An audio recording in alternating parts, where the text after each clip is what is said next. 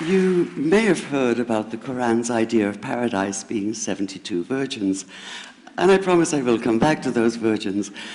But in fact, here in the Northwest, we're living very close to the real Quranic idea of paradise, defined 36 times as gardens watered by running streams. Since I live in a houseboat on the running stream of Lake Union, this makes perfect sense to me. But the thing is, how come it's news to most people? I know many well-intentioned non-Muslims who've begun reading the Quran but given up, disconcerted by its otherness. The historian Thomas Carlyle considered Muhammad one of the world's greatest heroes, yet even he called the Quran as toilsome reading as I ever undertook, a wearisome, confused jumble. Part of the problem, I think, is that we imagine that the Quran can be read as we usually read a book, as though we can curl up with it on a rainy afternoon with a bowl of popcorn within reach, as though God, and the Quran is entirely in the voice of God speaking to Muhammad, were just another author on the bestseller list. Yet the fact that so few people do actually read the Quran is precisely why it's so easy to quote. That is, to misquote. Phrases and snippets taken out of context in what I call the highlighter version, which is the one favored by both Muslim fundamentalists and anti-Muslim Islamophobes. So this past spring, as I was gearing up to begin writing a biography of Muhammad, I realized I needed to read the Quran properly as I could, that is.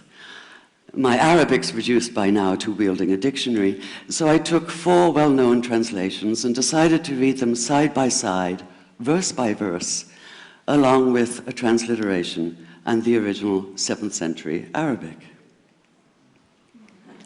Now, I did have an advantage. My last book was about the story behind the Shia-Sunni split, and for that I'd worked closely with the earliest Islamic histories, so I knew the events to which the Quran constantly refers, its frame of reference. I knew enough, that is, to know that I'd be a tourist in the Quran, an informed one, an experienced one even, but still an outsider, an agnostic Jew reading someone else's holy book. So I read slowly. I'd set aside 3 weeks for this project, and that, I think, is what is meant by hubris, because it turned out to be 3 months. I did resist the temptation to skip to the back where the shorter and more clearly mystical chapters are, but every time I thought I was beginning to get a handle on the Quran, that feeling of, I get it now, it'd slip away overnight, and I'd come back in the morning wondering if I wasn't lost in a strange land. And yet the terrain was very familiar. The Quran declares that it comes to renew the message of the Torah and the Gospels, so 1/3 of it reprises the stories of biblical figures like Abraham, Moses, Joseph, Mary, Jesus. God himself was utterly familiar from his earlier manifestation as Yahweh, jealously insisting on no other gods. The presence of camels, mountains, desert wells, and springs took me back to the year I spent wandering the Sinai desert. And then there was the language, the rhythmic cadence of it, reminding me of evenings spent listening to Bedouin elders recite hours-long narrative poems entirely from memory. And I began to grasp why it's said that the Quran is really the Quran, only in Arabic. Take the Fatiha, the 7-verse opening chapter that is the Lord's Prayer and the Shema Israel of Islam combined.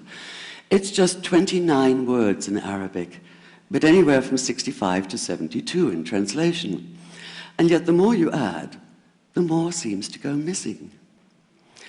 The Arabic has an incantatory, almost hypnotic quality that begs to be heard rather than read, felt more than analyzed. It wants to be chanted out loud, to sound its music in the ear and on the tongue. So the Quran in English is a kind of shadow of itself, or as Arthur Arbery called his version, an interpretation.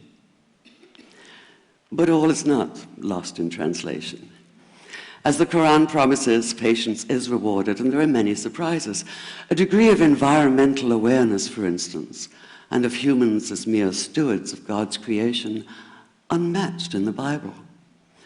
And where the Bible is addressed exclusively to men, using the second and third person masculine, the Quran includes women, talking, for instance, of believing men and believing women, honorable men and honorable women. Or take the infamous verse about killing the unbelievers. Yes, it does say that, but in a very specific context. The anticipated conquest of the sanctuary city of Mecca, where fighting was usually forbidden. And the permission comes hedged about with qualifiers. Not you must kill unbelievers in Mecca, but you are allowed to, but only after a grace period is over. And only if there's no other pact in place. And only if they try to stop you getting to the Kaaba.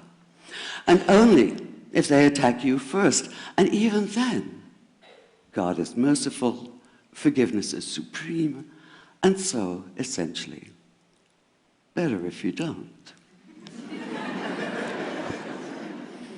This was perhaps the biggest surprise. How flexible the Quran is, at least in minds that are not fundamentally inflexible. Some of these verses are definite in meaning, it says, and others are ambiguous. The perverse at heart will seek out the ambiguities, trying to create discord by pinning down meanings of their own. Only God knows the true meaning. The phrase, God is subtle, appears again and again. And indeed, the whole of the Quran is far more subtle than most of us have been led to believe, as in, for instance, that little matter of virgins and paradise. Old-fashioned Orientalism comes into play here. The word used 4 times is huris, rendered as dark-eyed maidens with swelling breasts, or as fair, high-bosomed virgins. Yet all there is in the original Arabic is that one word, huris. Not a swelling breast or high bosom in sight. Now, this may be a way of saying pure beings, like in angels, or it may be like the Greek kouros or kore, an eternal youth. But the truth is, nobody really knows, and that's the point. Because the Quran is quite clear when it says that you will be a new creation in paradise, and that you will be recreated in a form unknown to you, which seems to me a far more appealing prospect than a virgin.